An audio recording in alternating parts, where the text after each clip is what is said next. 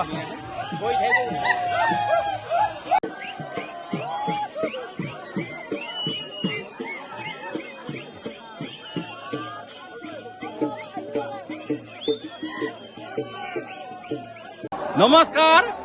এয়াই হ'ল আমাৰ বক্ৰম বিলৰ মাদকতা, এয়াই আমাৰ পৰম্পৰা।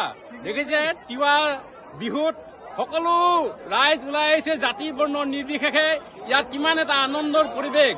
কিছুমানে আহিছে মাছ মাৰিবলৈ, কিছুমানে সেই মাছ মৰা দৃশ্য উপভোগ কৰিবলৈ।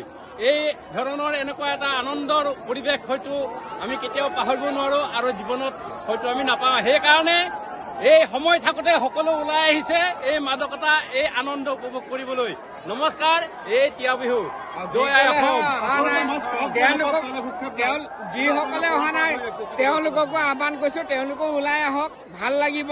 উদ্দেশ্য সেইটোৱে সকলোৰে লক্ষ্য, সকলোৱে সেই আনন্দতে আহক। কাৰণ ইয়াত মাছ পাওক নাপাওক, যে সমূহ ৰাইজে আহি যে ইয়াত উপস্থিত হৈছে, এই নিচিনা দৃশ্য হয়তো আৰু অন্য ঠাইত পাবলৈ নাই।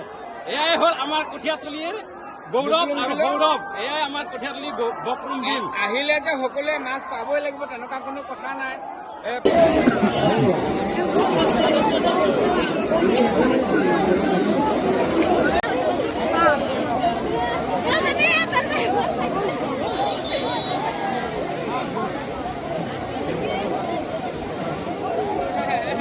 বিহু বতৰ নতুন বছৰ শুভেচ্ছা জুবিন দা নাই, জুবিন দা হৈ পেলাই মাছ এতিয়া ফ্ৰী দিব পাৰোঁ আৰু চব।